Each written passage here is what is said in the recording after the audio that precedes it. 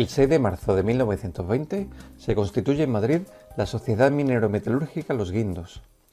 Se llamaba Los Guindos porque en el municipio jiennense de La Carolina se encuentra el filón de mineral de galena argentífera Los Guindos.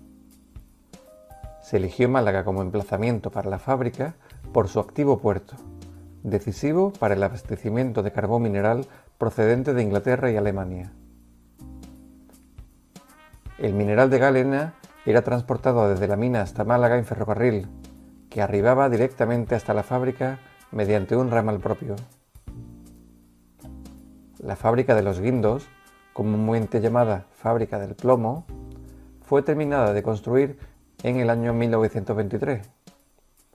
El año siguiente fue inaugurada por Miguel Primo de Rivera. El proyecto constructivo y viviendas aledañas fue realizado por el arquitecto Fernando Guerrero Strachan, mientras que la chimenea la proyectó y dirigió el ingeniero alemán Baron Felix von Schippenbach. En los años 70, la demanda de plomo disminuyó por el aumento de uso del plástico y la factoría cerró sus puertas el 15 de noviembre de 1979. El edificio quedó abandonado y fue demolido, quedando únicamente la chimenea con casi 100 metros de altura.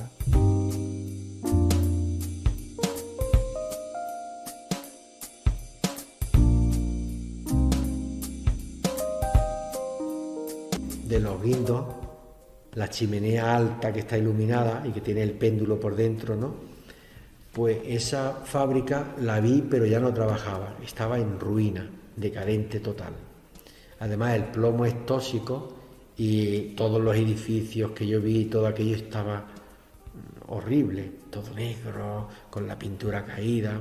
No había apenas máquinas porque la fundición que tenían, la fundición para plomo y para obtenían también plata, pero lo que ahí había era muy precario, no era una cosa sofisticada, unos cuantos hornos y sacaban las planchas de plomo en bruto y después las transformarían, también hacían tubos, pero eran unas máquinas enormes y unos depósitos impresionantes. Cuando eso lo cerraron, aquello se lo llevaron y quedó un recinto todo contaminado, feísimo.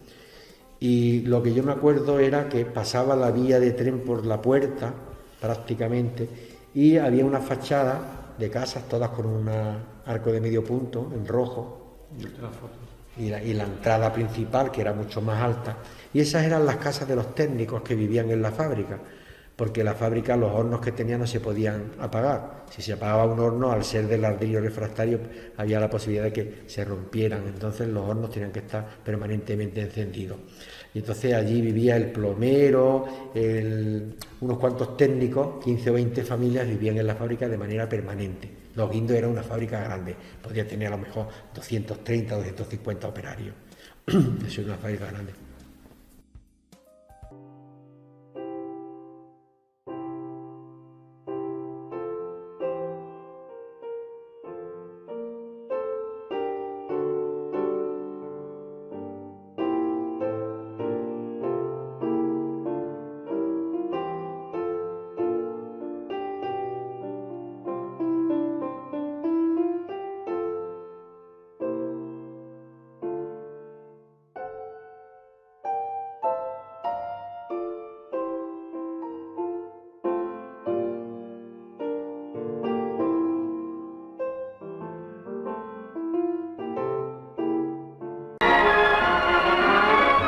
Granada, con su fondo de montañas y sus deliciosos paisajes, ofrece la gran variedad de contrastes del máximo atractivo turístico.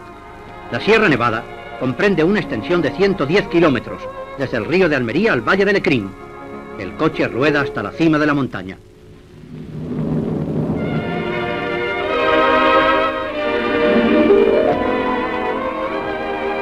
Al albergue, situado a 2.500 metros de altura, puede llegar el autobús. Desde aquí se emprenden excursiones de alta montaña y se contempla un espléndido panorama. Por la extensión sin límites de la nieve, proseguimos hasta el Veleta, a 3.428 metros de altura, en cuya cumbre termina la carretera más alta de Europa.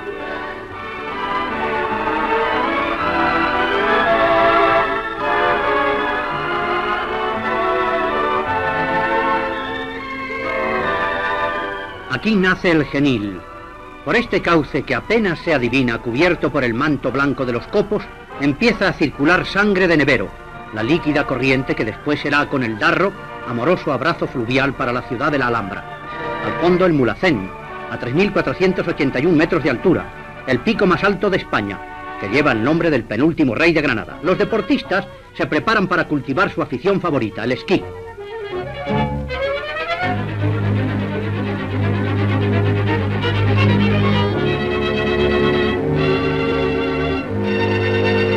Se dejan deslizar por las excelentes pistas, gozando en su descenso con la emoción de la velocidad y llenando los pulmones del fresco y puro aire de las cumbres. Estos lugares, cubiertos de nieve desde noviembre hasta junio, componen la estación de esquí de mayor duración de España. Por todas partes, la sierra de abrupta belleza y enfundada de blancura se conserva en su más directa versión de la naturaleza.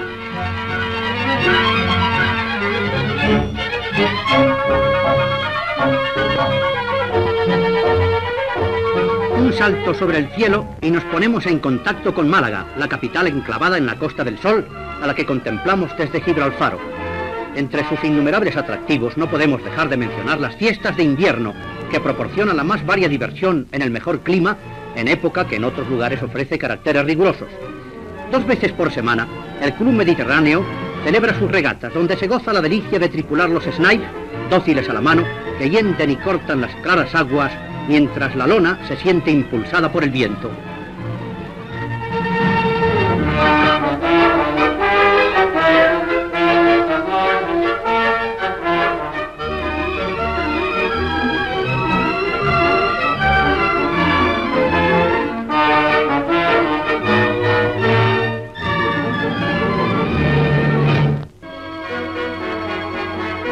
Alamedas frondosas y amplias, boscajes y jardines por todas partes muestran su botánica exuberante.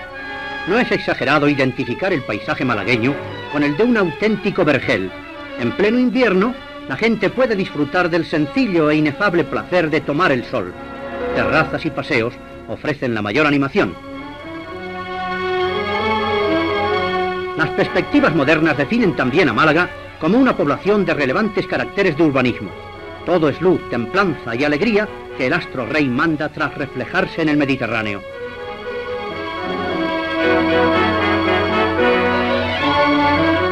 Al campo de aviación llegan aparatos con pasajeros que afluyen de todos los lugares de España y del mundo para poder disfrutar en pleno invierno la primavera malagueña.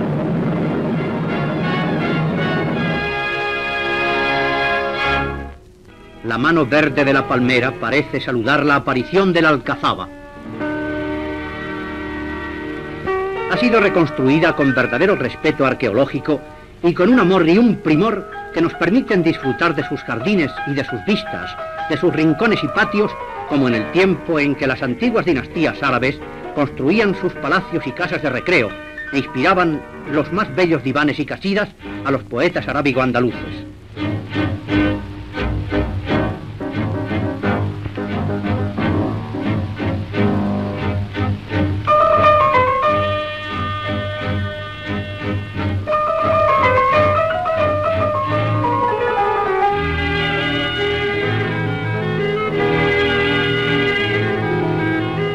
Al pie del monte Gibralfaro, la Plaza de Toros de Málaga nos ofrece el atractivo de sus corridas. Las cuadrillas hacen el paseo. El público contempla cautivado la ejecución de 2 largas cambiadas.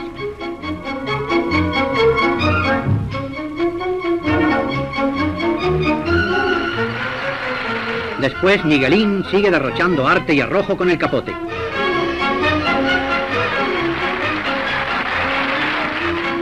Gregorio Sánchez encadena con la derecha una buena tanda de pases.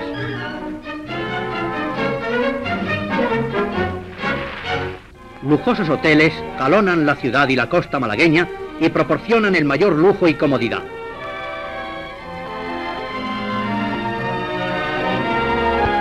La piscina se ve muy concurrida de bañistas que olvidan también que estamos en invierno.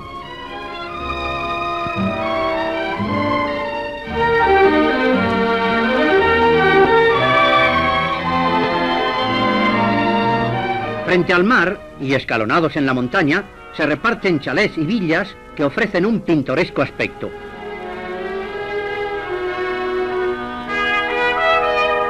Nuevamente comprobamos los atractivos turísticos de estas zonas residenciales, auténtico paraíso para los españoles y extranjeros.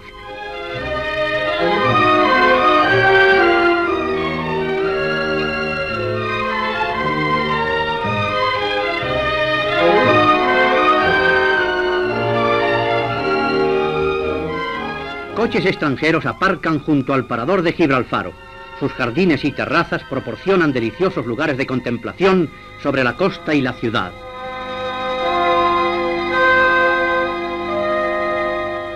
Entre las fiestas de invierno adquieren notorio relieve los concursos hípicos. Los jinetes que realizan sus proezas en el hipódromo van salvando limpiamente los obstáculos.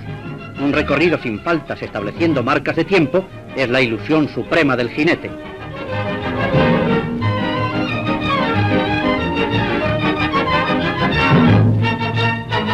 Sigue desarrollándose el concurso con la mayor brillantez.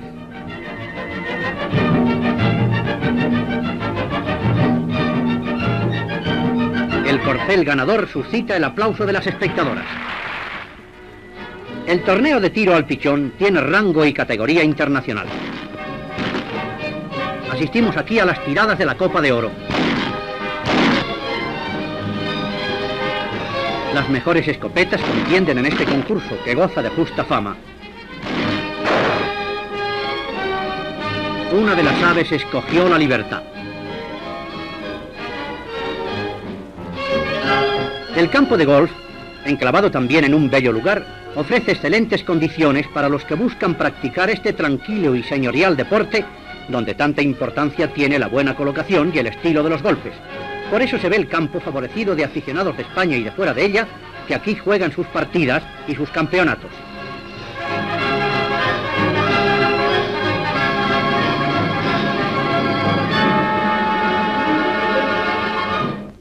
El rally automovilístico por la Costa del Sol nos permite contemplar algunos de los aspectos de este arco mediterráneo, cuyo desarrollo mide en realidad más de 270 kilómetros y que atraviesa Estepona, Marbella, Fuengirola, Torremolinos y otras bellas poblaciones.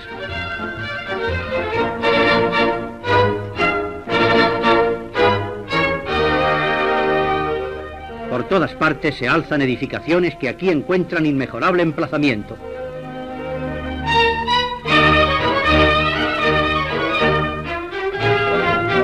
Entre la sierra y el mar se desarrolla una feraz vegetación. Junto a las playas se practica también el placer de acampar al aire libre en lugares previamente señalados, donde el paisaje ofrece variadas perspectivas. Es la boda de la tierra y el mar que se celebra bajo la bendición del sol. El contraste verdaderamente impresionante nos lo ofrece la panorámica que va desde la nieve de la altura, pasando por la flora mediterránea hasta la costa. Entre el aroma de resina, el pinar nos ofrece blando refugio. Las olas de la Costa del Sol y de sus playas doradas entonan la canción ardiente y fresca a un tiempo mismo de esta comarca de cielo despejado y de salada gracia marina.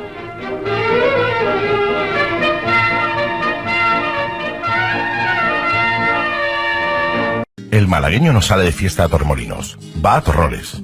Aquí no hay amistades fuertes, aquí tienes una chuchaera. En Málaga, cuando las cosas salen bien, todo es perita. Ni mucho, ni muchísimo. Una pechá. En Málaga no hay aire caliente, en Málaga hace terrá. Cuando uno falta a clase, se ha hecho una pierda. Y si tienes el día nublado, aquí estás alobao. Porque en Málaga, para estar atento a todo, hay que estar al quindoy. Los niños no juegan en el tobogán, se tiran por la chorraera. Y los churros en Málaga son tejeringos. Un malagueño ni te lleva ni te acerca, te alarga. Y aquí en Málaga no hay ni canis ni chonis, hay merdellones. El taladro de un malagueño es un guarrito. Y cuando alguien te cambia algo, se marca un changuay. Un malagueño se cansa poco, pero cuando lo hace, está guarnío. Y los bares no se llenan, están petaos. Y en Málaga, cuando algo es sorprendente, te dicen, muerde rollo. Y por si no lo sabías, aquí no se toma café con leche, aquí se pide humildad. Y si no prestas ni un céntimo, es que eres un encogido. En Málaga no pidas un bocadillo, no, cómete un campero. Y si robas un mechero, te llamarán fanguta. Para que prestes atención, un malagueño te dice, confite. Y en Málaga no te dicen que estás loco, te llaman majarón. Y si tienes prisa, no sales corriendo, te vas escopeteado. Aquí no se echa una partida de parchís, se juega un chiquilindongui. Y cuando un amigo se autoinvita a una fiesta, es que se ha encalomado. Aquí el calor no aprieta, te mueres de calina. Y claro, aquí no se pide una tostada, se desayunan pitufos. Y es que las expresiones malagueñas son únicas. ¿Eh o no es?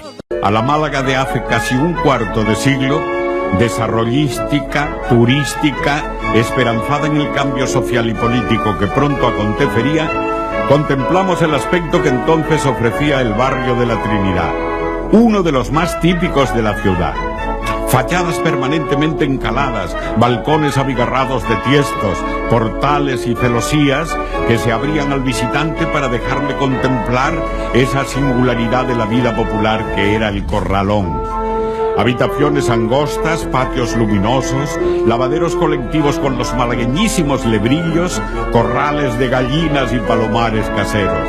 Con todas las deficiencias de confort y de condiciones sanitarias, pese a las muchas veces mal tapada miseria, la convivencia, la ayuda al que más lo necesitaba, conformaban un entorno propicio a la solidaridad. La Trinidad, que había surgido al amparo y cobijo del viejo convento de frailes trinitarios, erigido por los reyes católicos, pronto alcanzó personalidad propia con su corpus chiquito y sus festejos y una importante población de casi 50.000 habitantes, en su totalidad de extracción social humilde.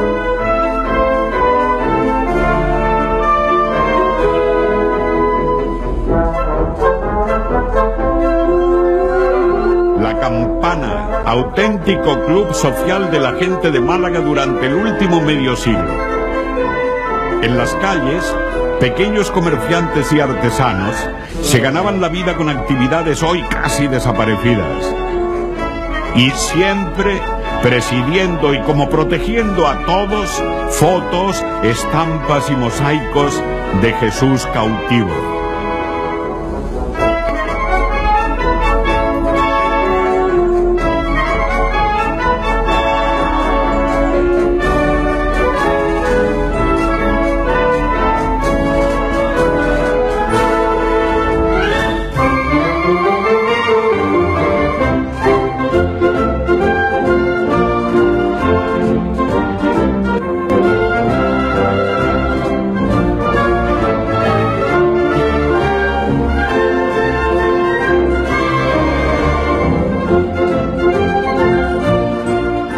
Pero en las primeras semanas de marzo de 1972, la vida cotidiana de la Trinidad se aceleró. Las casas se encalaron incluso 2 veces. De los viejos baúles extrajeron las mejores colchas que se convertían en colgaduras para las grandes ocasiones. No era para menos. Los hoy reyes de España, de visita oficial en Málaga y provincia, iban a ir al barrio a rezar ante el Cristo Trinitario y a hacerse hermanos de su cofradía. Esas mismas aguas nos acercan de nuevo a la capital. En Málaga, el Club Mediterráneo, círculo de la clase alta malagueña, organiza competiciones deportivas y se convierte en cantera de nadadores y regatistas.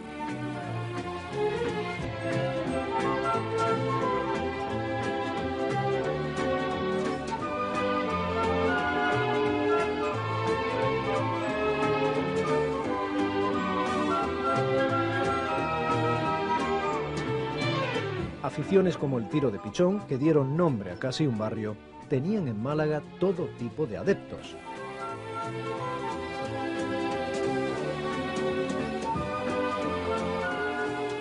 Pero era la hípica una de las actividades más arraigadas y bellas. Las instalaciones estaban en Ciudad Jardín, en el mismo sitio donde ahora está el pabellón del Unicaja y antes estuvo el canódromo. Pero lo primero fue la hípica.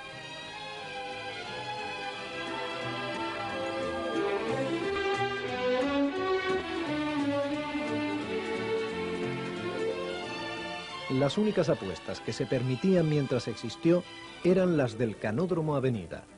Aquellas carreras de galgos que se desesperaban por alcanzar la liebre sí que tendrían un ambiente irrepetible.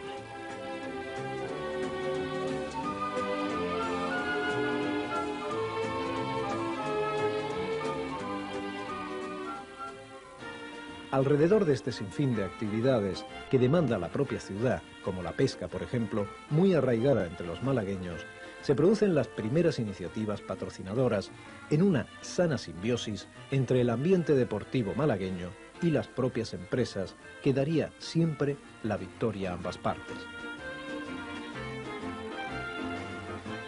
El propio Federico Martín Bahamontes, el Águila de Toledo, disfrutaba del premio de ciclismo de la Casera.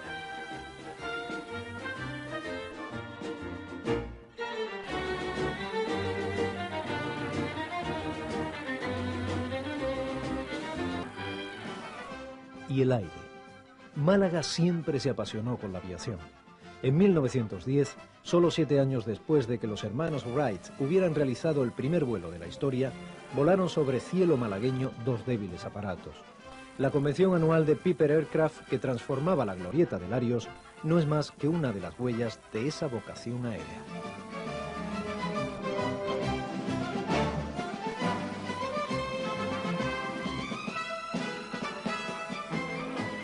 Y aire, mucho aire, hacía falta para encajar algunos de los golpes que se escapaban en estas veladas boxísticas de la Malagueta.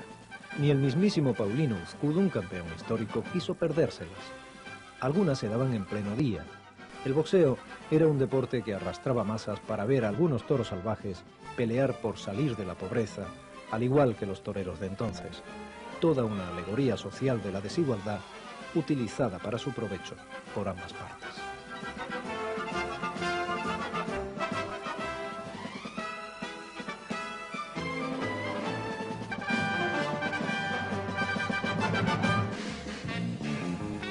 Pero las incipientes comodidades y el progreso tecnológico desmedido del Ampli y luego el Comediscos marcaron menos duramente a la juventud que miraba a los 70 como un inmenso decorado yeyé, donde no había más sargento que el Sgt. Pepper's de los Beatles. Aunque como siempre un poco tarde, la estética anglosajona se abría camino de manera natural e imparable.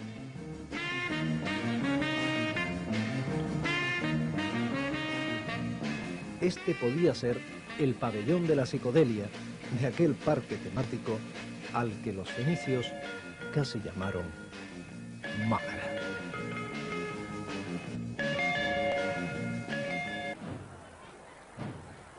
Así comienza, en la memoria de muchos de los que hemos sido niños en Málaga, el primer recuerdo de la Gran Semana Mayor.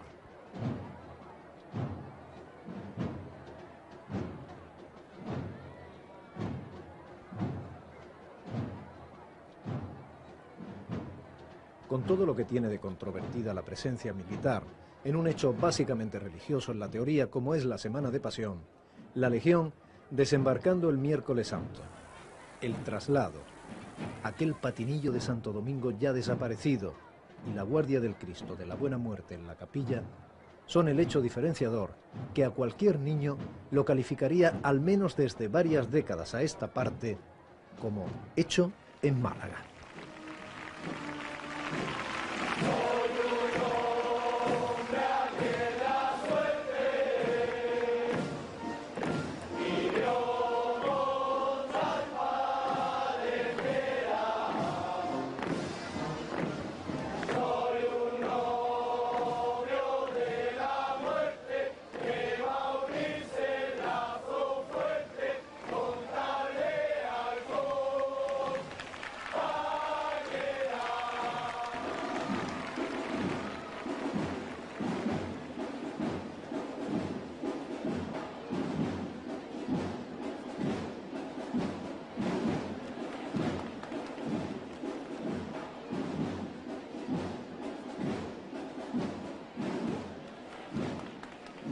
Dejando en el recuerdo esta imagen del mutilado, que deformaba la tradición imaginera sin ningún sentido histórico y que se dejó de procesionar felizmente en el 76 con la llegada de la democracia, vamos a recuperar algunos momentos únicos de esta Semana Santa de la memoria.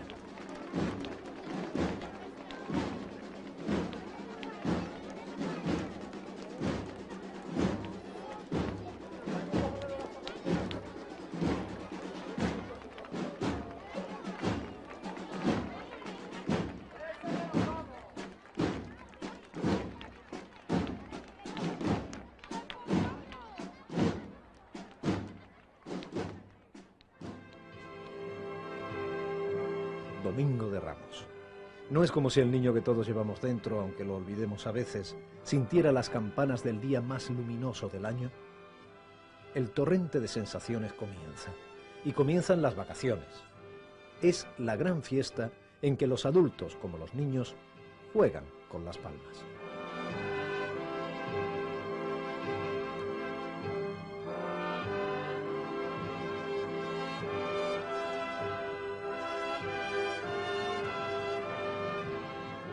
Y esa pollinica, a la que otros niños andaluces solo reconocen como la borriquita, nos fascinaba tanto que no nos fijábamos en el resto de las figuras, como la de la samaritana del escultor Martínez Cerrillo, pero sí en esa Virgen de Gloria, la Señora del Amparo, que era llevada por última vez con este trono de Castillo Ariza en 1964 y que en este año de 1997 ha celebrado su 75 brillante aniversario.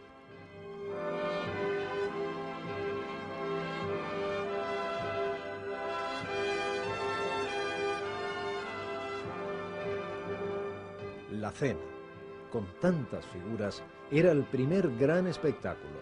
Cuando llovía se le hinchaban las cabezas a aquellos apóstoles del escultor Pío Mollar, que desaparecieron cuando se incendió el trono en 1969.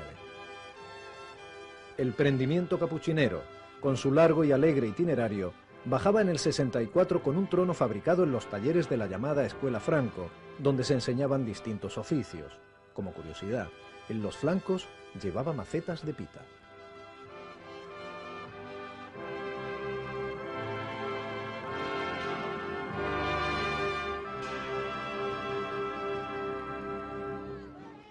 La impresionante cofradía de Pasión era llamada por sus alborozadas salidas del Lunes Santo la Cofradía de los Cachondos. Hoy ha cambiado radicalmente su carácter procesional.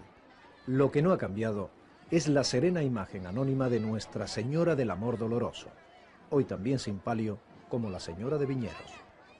Y toda Málaga respira con el corazón cautivo cuando el hombre o el Dios camina.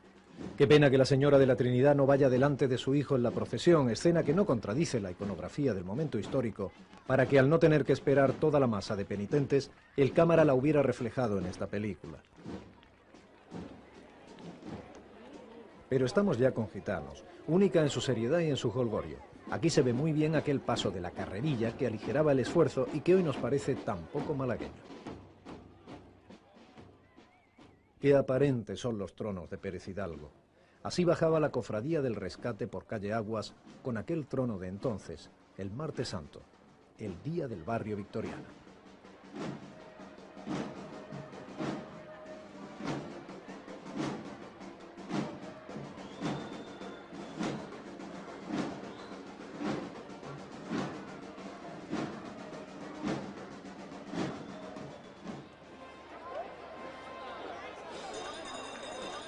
Atención a la imagen de la Virgen de Gracia, con un resplandor y aún sin su palio.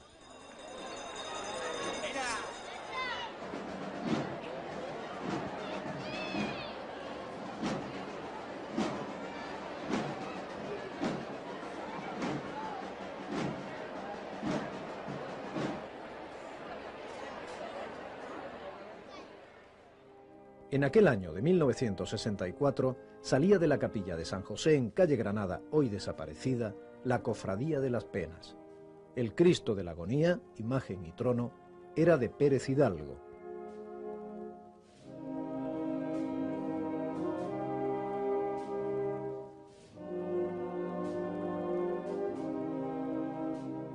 La Señora de las Penas iba en un trono tan grandioso que le llamaron retablo callejero.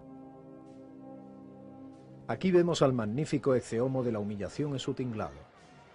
Este modo de arquitectura efímera nació ante la imposibilidad de que algunas cofradías salieran de sus iglesias, lo que fue permitiendo el mayor tamaño de los tronos, ya característico de algunas advocaciones. La Virgen de la Estrella estrenaba ese año este trono, también del escultor Pérez Hidalgo.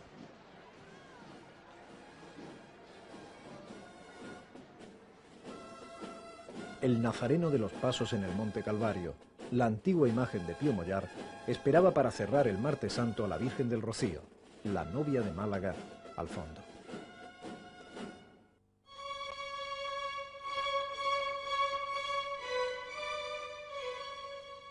con este momento íntimo, trastienda misteriosa del antes y el después de la procesión, en que la Señora de la Amargura está siendo vestida y colocada sobre el pollero, en su trono, en una privacidad como sólo la viera casi el bandido Zamarrilla, damos un salto atrás en el tiempo.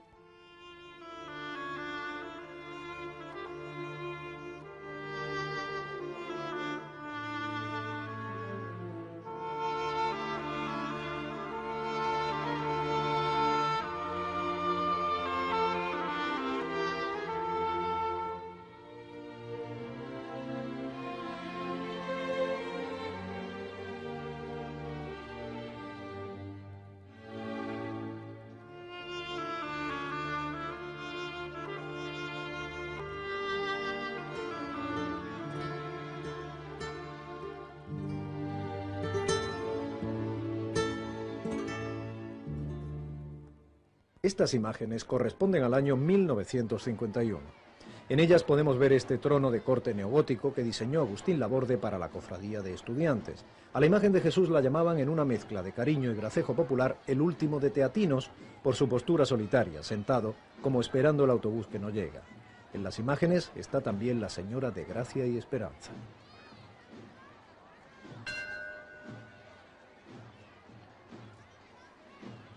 E iluminado por los focos que habían sido colocados en el Café Madrid y calle Calderería a tal efecto, se ve perfectamente la imagen del Nazareno de Pasión, aún sin cireneo que soporte la cruz y todavía con pelo natural, costumbre antigua que se ha ido perdiendo. Y también vemos un bonito plano del Señor de los Gitanos.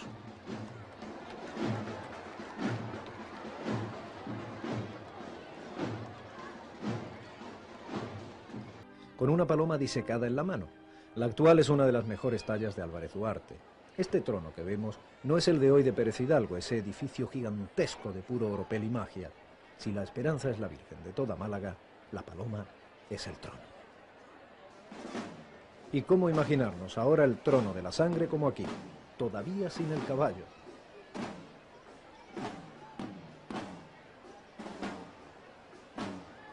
Ya entonces, la imagen de la expiración de Benlliure era el más divino de los Cristos, al igual que su Nazareno de la Esperanza puede que sea el más humano. Esplendoroso en su trono único, donde, siguen pensando muchos, no debiera haber más que arte y no arquetas o símbolos militares. La Señora de los Dolores estrenaba su magnífico trono actual de Seco Velasco, que reproduce las fachadas de 5 catedrales españolas. El Jueves Santo lo inicia la elegancia de Viñeros. Ese año la cofradía estrenaba este trono de carrete tan malagueño de Seco Velasco.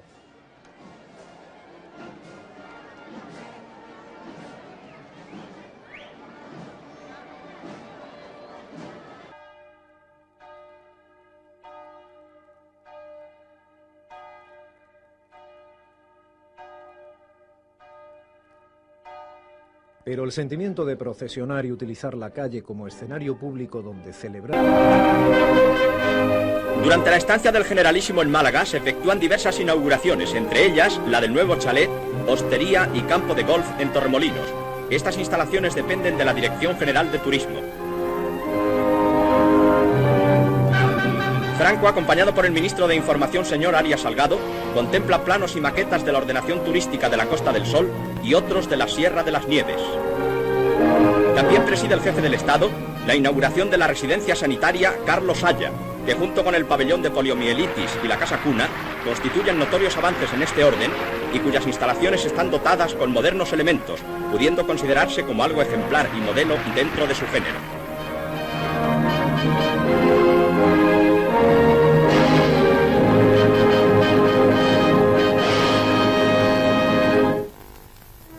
En la Plaza de Toros y al aparecer su excelencia en el palco presidencial, es objeto de cariñosas muestras de adhesión y de entusiasmo de todo el público que le vitorea.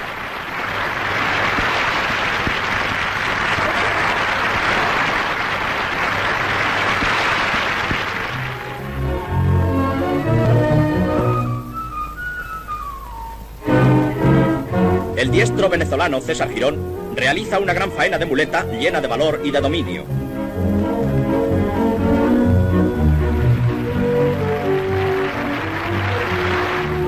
Antonio Ordóñez torea con la mano derecha y liga sus pases con esa soltura y naturalidad que caracterizan su magnífico estilo. Para al toro con garbo y con arte. Antoñete torea al natural y da con la mano izquierda una auténtica lección de muletero.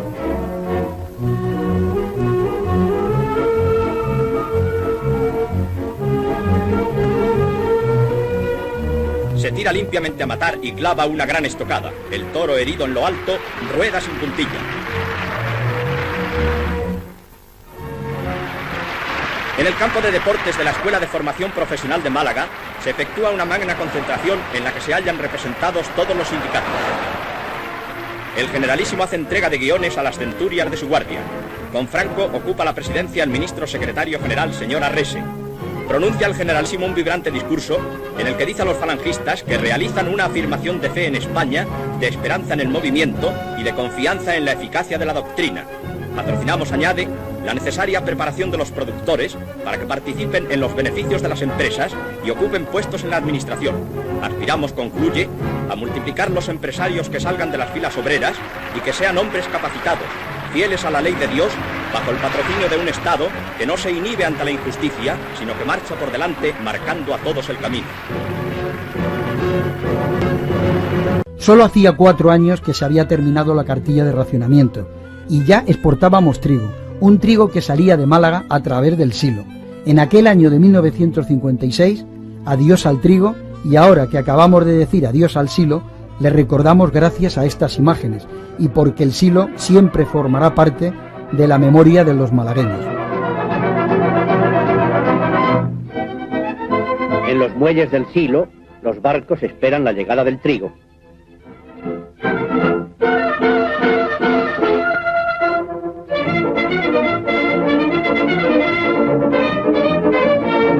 Málaga, a la que dedicaron sus más bellas estrofas los poetas hispanoárabes, es el puerto elegido para enviar más de 700.000 quintales de trigo, que una vez abastecido íntegramente el mercado nacional, ha podido exportar el servicio. Y esto, después de cubrir todas las necesidades previsibles, logrando ofrecer al mercado internacional, y con los excedentes debidamente seleccionados, partidas de los mejores trigos semoleros del mundo. Se emplean estos para la fabricación de pastas y sopas, y se obtienen así grandes cantidades de divisas que favorecen nuestro mercado. Los vagones tolvas de servicio van concentrando las partidas.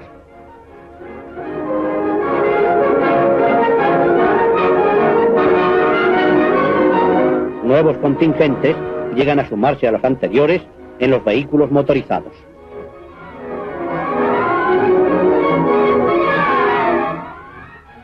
Cae el trigo en las tolvas, donde los granos son accionados por modernos mecanismos que los dirigen a los almacenes, para permitir después la cómoda y rápida carga de los barcos a través de las mangas.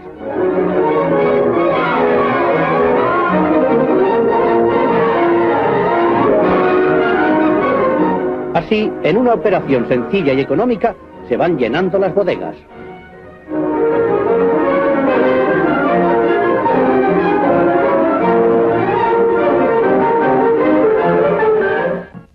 Las naves cargadas con el oro cereal zarpan de los muelles.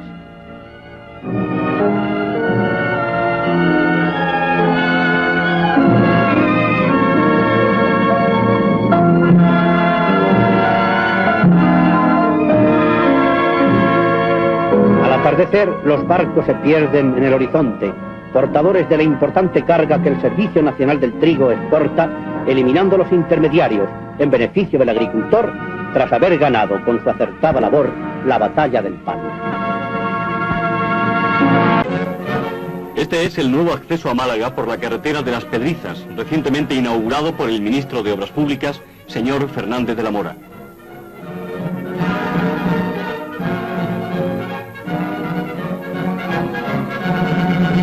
El nuevo tramo de carretera tiene 31 kilómetros de longitud y en él ha sido preciso construir 3 túneles y 25 viaductos.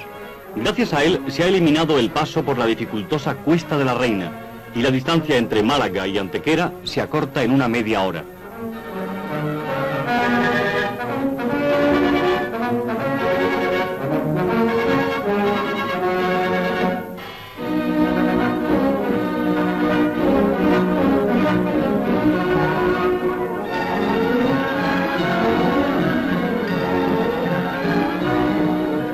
La nueva vía consta de dos secciones, una rural de 27 kilómetros con una sola calzada y otra urbana de 4 kilómetros a la entrada de Málaga con características de autopista. Eso ha sido de 1.400 millones de pesetas.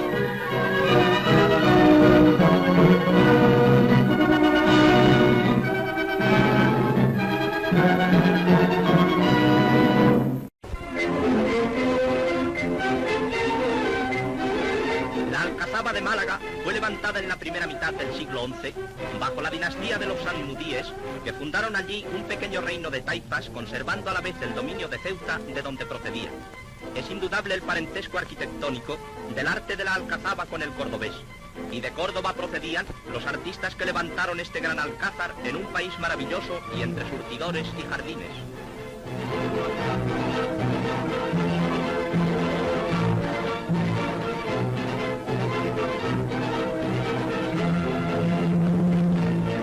Actualmente, la Alcazaba siendo reconstruida con cuidadoso esmero, buscando sus primitivos cimientos para conseguir la mayor fidelidad en la reconstrucción.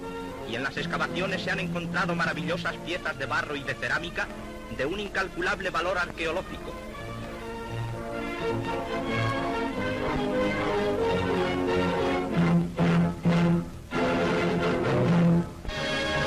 España se reconstruye.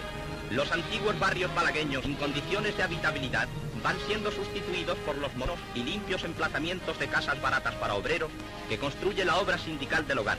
Como en otros lugares de nuestra patria, se hace aquí patente la labor del nuevo Estado y de las organizaciones del movimiento para proporcionar albergues limpios y sanos a los trabajadores.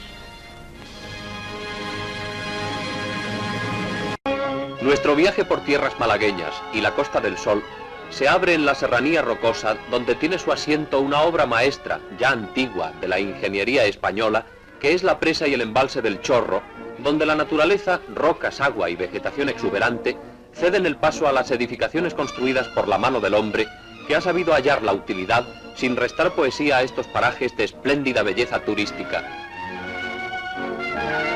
El agua se despeña en cascadas para su aprovechamiento antes de ir a fundirse en el mar.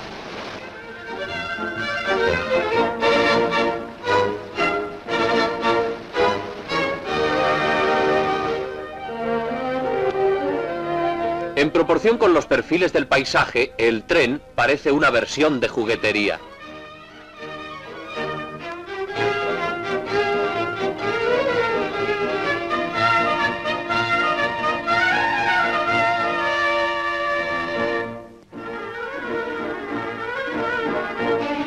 La Sierra del Torcal es un anticipo de la ciudad de Antequera, donde los siglos, en combinación con las erosiones del aire y el agua, y quién sabe si alguna hada también, han ido modelando figuras, ahora que algunos escultores modernos deshumanizan las formas rehuyendo el modelado. Es como si la ciudad encantada de Cuenca hubiese querido hacer una segunda edición en las proximidades de la Costa del Sol, que abarca 200 kilómetros desde Motril a Estepona.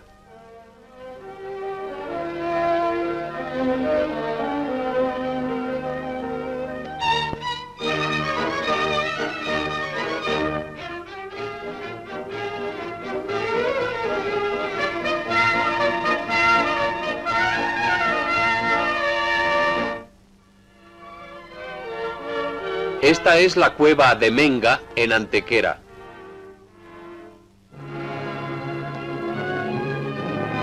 A través de milenios se han conservado las oquedades abiertas por el hombre en tiempos prehistóricos, cuando era morada y habitación permanente. Los materiales están a la vista, elementos de roca labrada en su más rudimentaria forma de aplicación a la vivienda.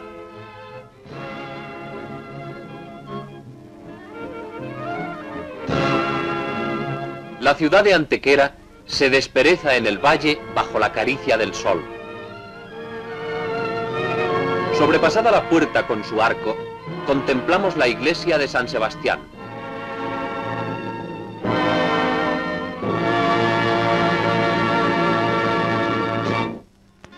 Más allá de los tejados antequeranos, como fondo del paisaje, vemos la llamada Peña de los Enamorados y el célebre castillo.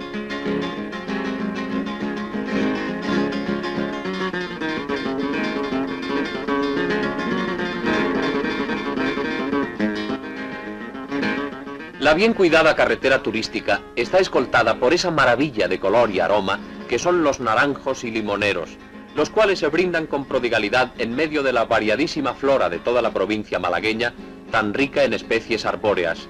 Los agridulces frutos de fresco y jugoso paladeo de este valle del Guadalhorce llenan las mesas del mundo, compitiendo ventajosamente en los mercados internacionales con las exportaciones de otros países.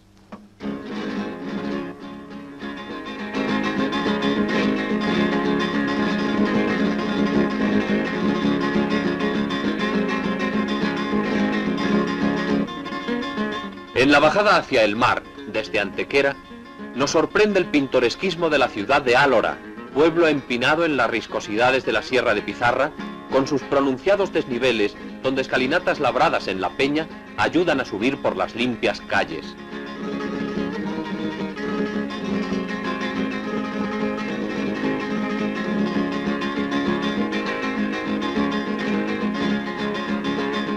La blancura de las casas se mezcla con los árboles en flor.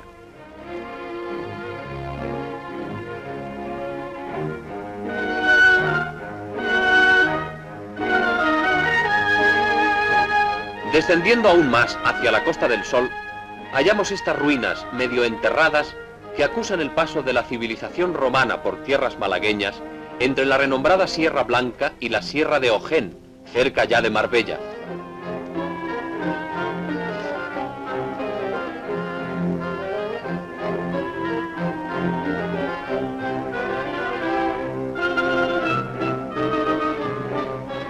Esta ermita de Marbella es un perenne mensaje del triunfo de la cruz entre numerosos restos de torres y murallas levantadas durante el dominio árabe, cuando Málaga, a la caída del califato, se erigió en reino musulmán independiente.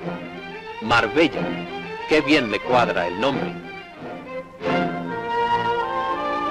A la belleza del paisaje se asoman las lápidas históricas con leyendas antiguas y flores nuevas de las macetas cuidadas por manos de mujer que adornan los balcones de Marbella.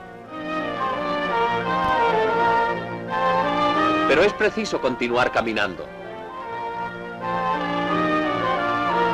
La carretera nos lleva a un moderno campamento turístico, de los 5 instalados oficialmente en la provincia: en Algeciras, Almuñécar, Fuengirola, Málaga y este de Marbella, todos situados en lugares pintorescos de gran belleza y remansada paz.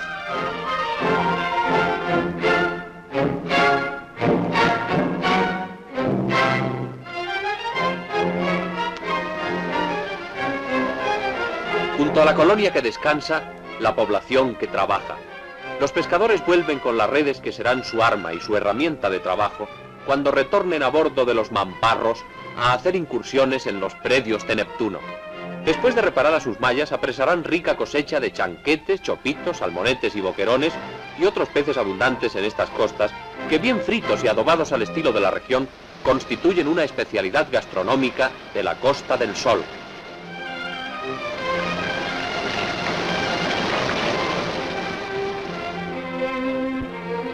La ciudad de Málaga, capital de la costa, nos presenta su alcazaba, antigua fortaleza musulmana que, reconstruida por el ayuntamiento, alberga hoy el Museo Arqueológico. Los arcos, los muros, la construcción toda, tienen la indeleble impronta que nos recuerda a la llamada Ciudad Federada de Roma y la tercera en importancia de Andalucía, hasta que en 1487 fue incorporada para siempre al cristianismo y a la corona de los reyes católicos que la conquistaron.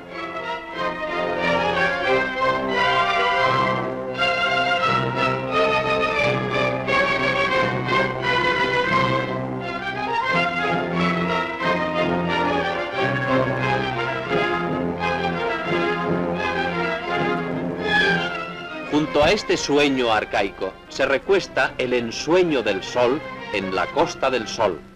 Torremolinos, con su fiebre de construcción a 12 kilómetros de la capital, es el famoso centro del turismo internacional al pie de la Sierra de Mijas, frente al Mediterráneo que le envía su brisa fresca y templada. Le rodean poblados que casi se juntan unos con otros, igual que los bungalows y los moteles, como ahora han dado en llamarse a estas edificaciones, favorecidas por el turismo de todo el mundo.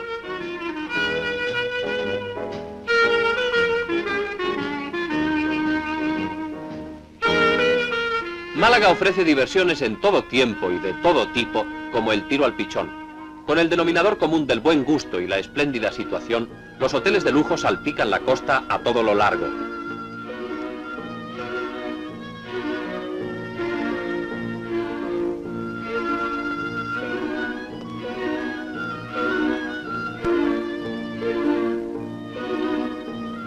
Los más pintorescos y variados personajes humanos deambulan por sus calles y se dan cita en los hoteles, restaurantes, cafés y bares de esta ciudad invernal, privilegiada por su clima, la alegría de su cielo y de su vida, que ofrece junto a las especialidades típicas de cada localidad un alto comercio elegante y bien surtido para satisfacer los gustos más exigentes y los exóticos caprichos de los viajeros en todas las escalas de la fortuna.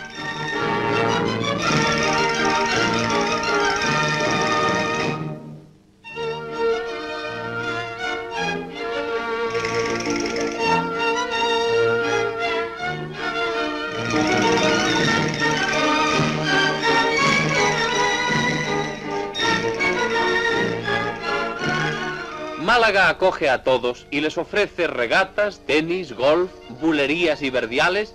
Málaga canta ahora, dijo Manuel Machado, junto a sus vinos de fama mundial y sol puro, al que no se puede mirar nunca de frente, so pena de quedar ciego. Y como tampoco se puede mirar de frente a la cámara, la actitud de estos sorprendidos turistas nos obliga a hacer rápido mutis por el foro en la Costa del Sol. En estos terrenos de Pizarra, Málaga, se van a establecer los nuevos riegos de aguas del Plan Guadalhorce del pantano de este nombre, a las que se adicionarán las de otro de inmediata construcción, con el fin de lograr el total aprovechamiento de este sistema fluvial. El Instituto Nacional de Colonización, que va a construir 5 nuevos pueblos, ha nivelado hasta la fecha 350 hectáreas de terreno.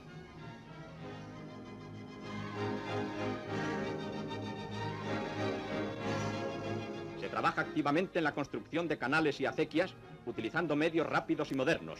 De estas obras se beneficiarán 23.000 hectáreas de regadío.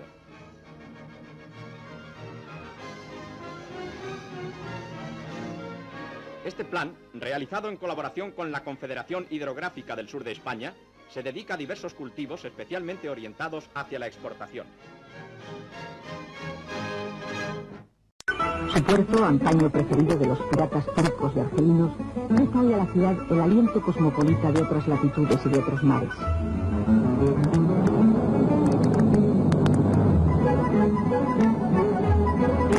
En Málaga conviven el asfalto y los árboles, el comercio y la poesía, el turismo más exótico y un pueblo que, de puro viejo, conoce la importancia de ser cordial.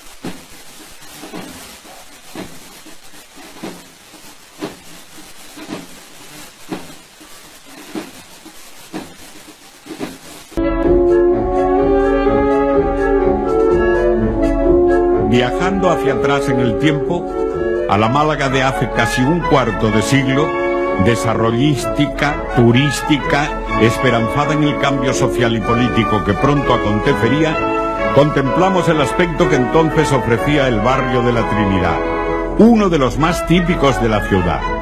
Fachadas permanentemente encaladas, balcones abigarrados de tiestos, portales y celosías que se abrían al visitante para dejarle contemplar esa singularidad de la vida popular que era el Corralón.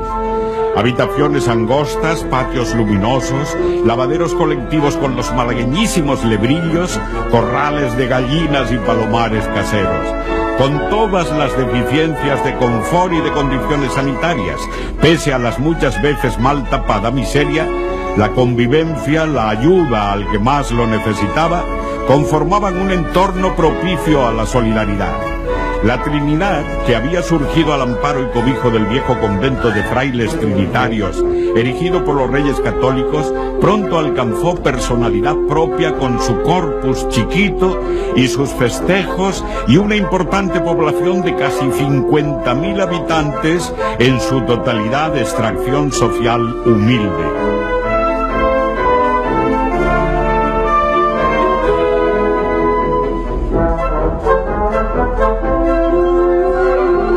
Campana, auténtico club social de la gente de Málaga durante el último medio siglo. En las calles, pequeños comerciantes y artesanos se ganaban la vida con actividades hoy casi desaparecidas. Y siempre presidiendo y como protegiendo a todos, fotos, estampas y mosaicos de Jesús cautivo.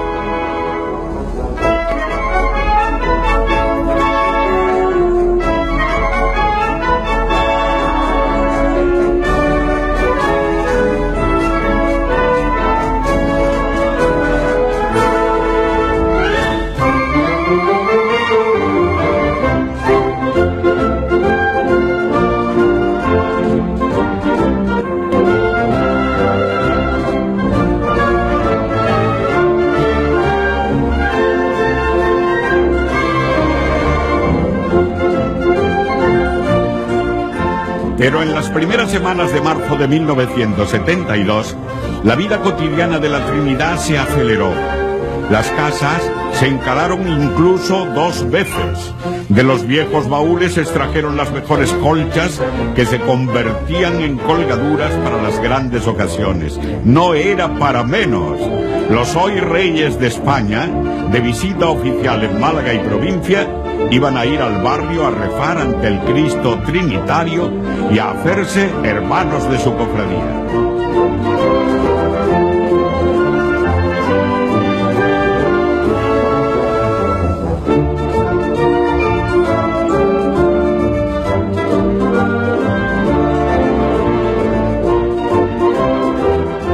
Ya era casi de noche, pero la alegría colectiva y el clamor popular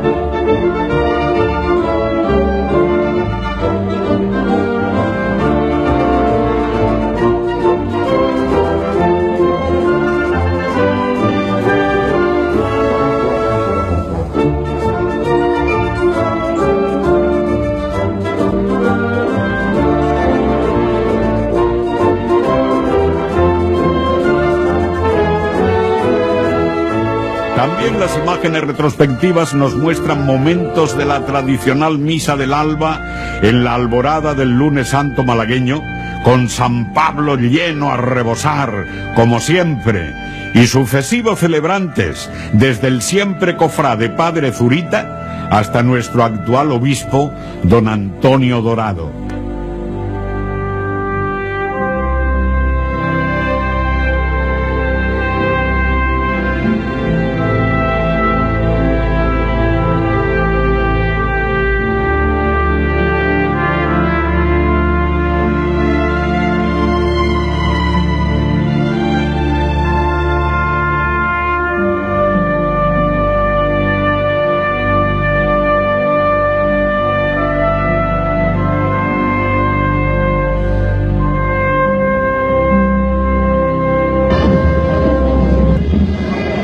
En este viaje por el tiempo vemos imágenes de los traslados tras la misa del alba hace 2 décadas.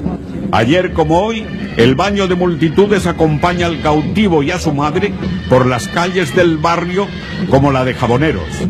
Mantones y colchas cuelgan de balcones y ventanas. Devotos y flores al paso de las imágenes.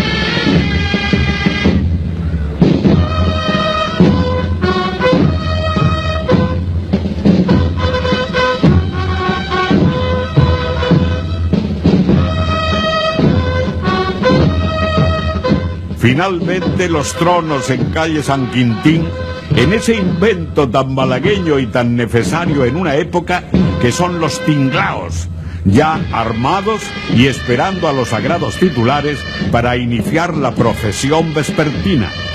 Como dijo en su pregón la gran poetisa María Victoria Atencia, ya por el alba del lunes, cuando el cielo y tu manto se tiñen de una malva unánime, pasas en andas siguiendo la libertad perdida de tu hijo y alcanzas luego en tu trono a la noche.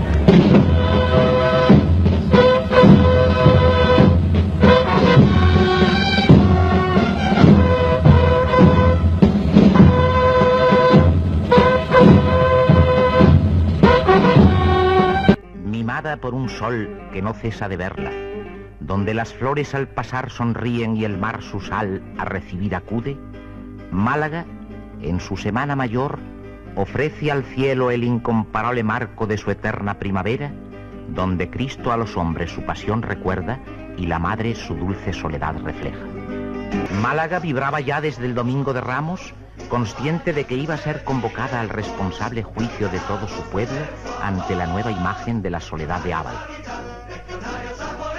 Las fuerzas legionarias vivieron el primer ahogo de emoción cuando a bordo del Castilla entraron en el puerto de Málaga, porque Málaga, en forma de racimo humano, estaba allí dándoles la bienvenida. Formados en la cubierta del buque, en el aire las notas del himno legionario al cantarlo, esos hombres curtidos que desconocen la fatiga y el cansancio dicen que la legión está allí, como todos los años desde 1927, para dar escolta y acompañar a su Cristo de la Buena Muerte, su santo protector.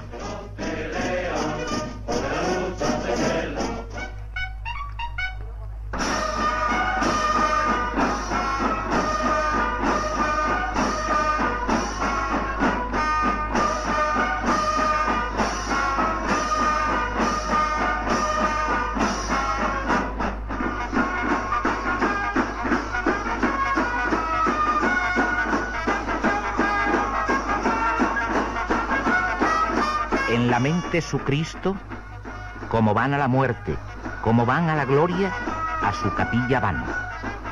A adorar a su Cristo y doblando ante él sus guiones dejar constancia de la fe, del espíritu, del alma de la Legión de España.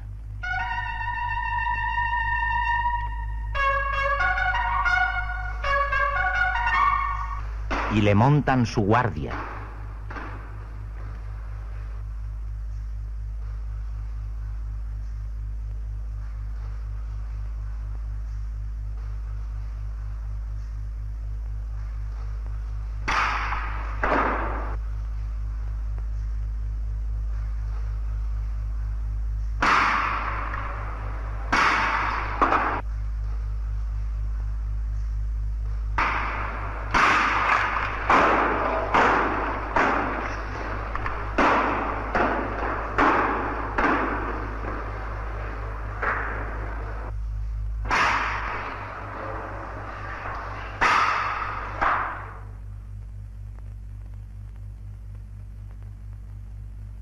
cómo miran sus ojos rompiendo el horizonte, cómo miran los ojos muertos de Cristo así escoltado, los ojos muertos de Cristo así querido.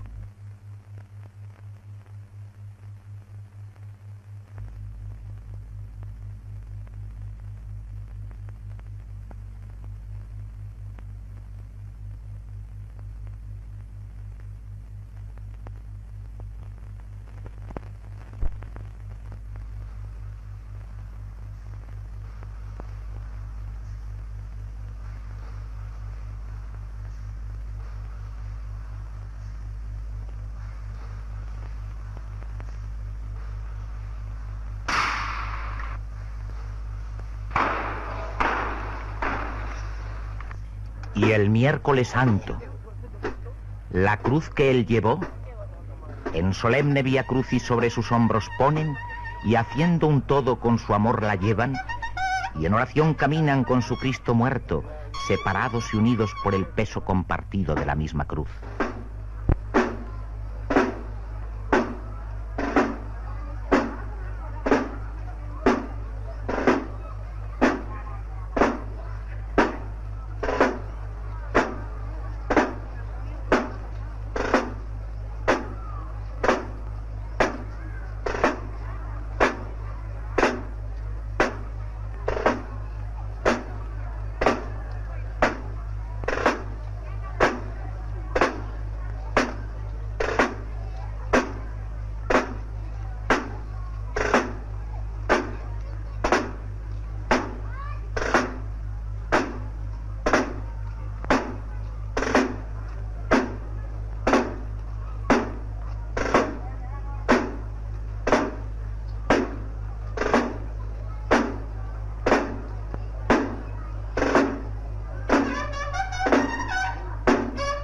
Y está la legión toda, y está su general, y están todos sus tercios. Son las 12 del gran día, y el jueves santo, ya todo preparado, la legión a la capilla acude, a tomar a su Cristo, a tomar a su muerto, y rindiéndole honores, a ponerlo en su trono.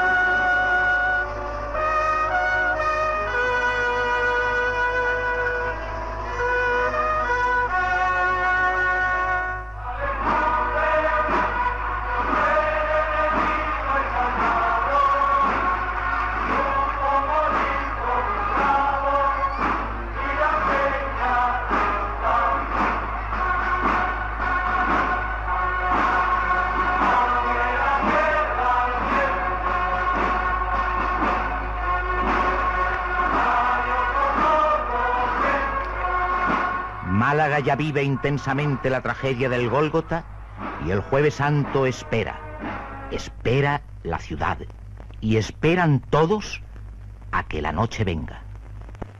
A las 8:30 la parroquia de Santo Domingo tiene sus puertas abiertas y Cristo la cruza y la Madre le sigue y sale el Nazareno y el cirio se enciende.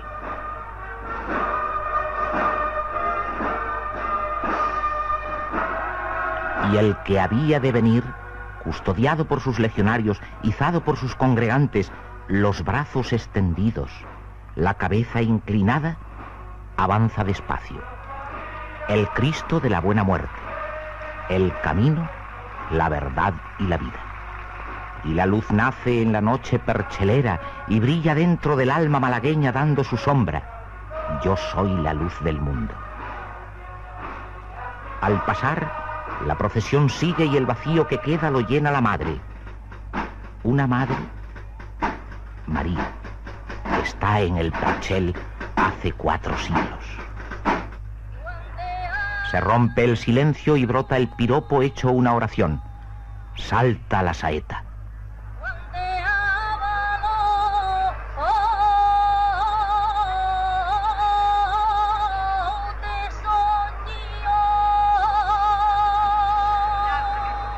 Aprieta el pañuelo y estruja la lágrima, sujeta el vestido, no observa el sudario ni mira a los ángeles.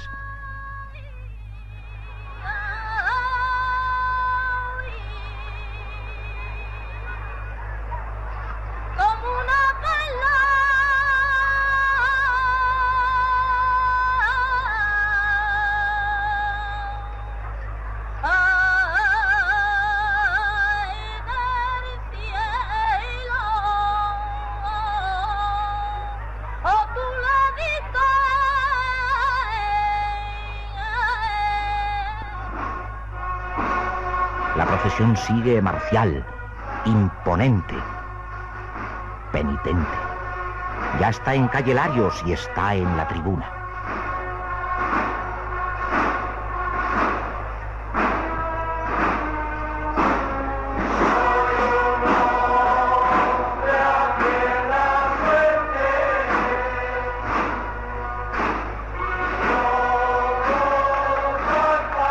Cristo de la Buena Muerte.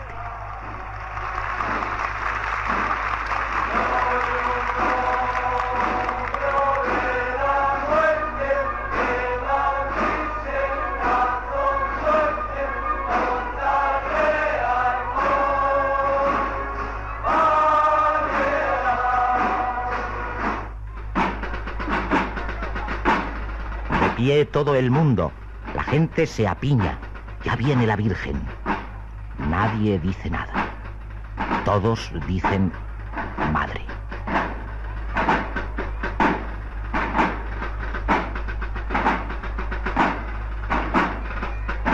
La soledad que camina, la soledad de las Tres Rosas, la soledad del escultor Juan de Ábalos, la soledad de Málaga.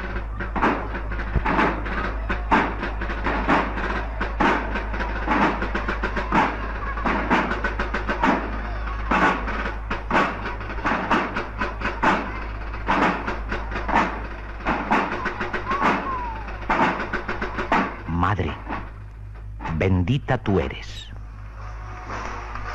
La procesión sigue por calles estrechas y llega hasta el puente y en sus escaleras su barrio la espera. Le cantan, le aplauden, le dicen piropos, le rezan y se van con ella y cruzando el río se vuelve a su barrio.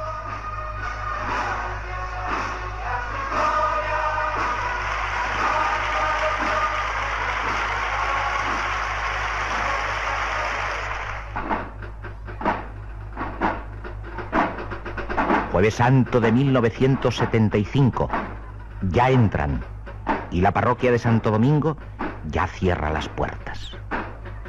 Y vuelve la noche. El Domingo de Gloria celebra la cofradía su misa de privilegio.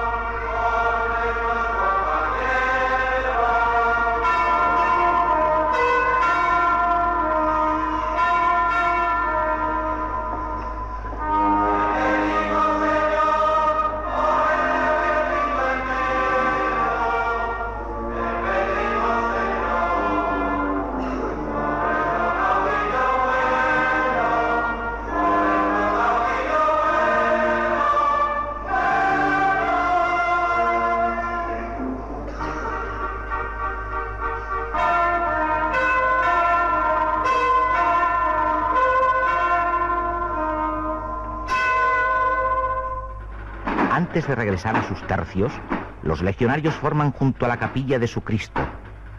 Es su adiós.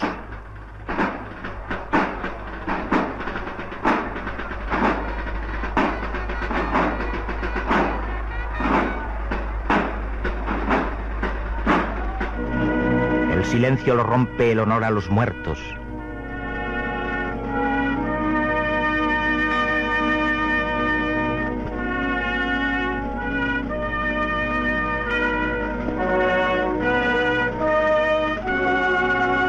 Y un coronel a otro, en el obligado relevo de los tercios en la custodia del estandarte del Cristo, pasan la consigna.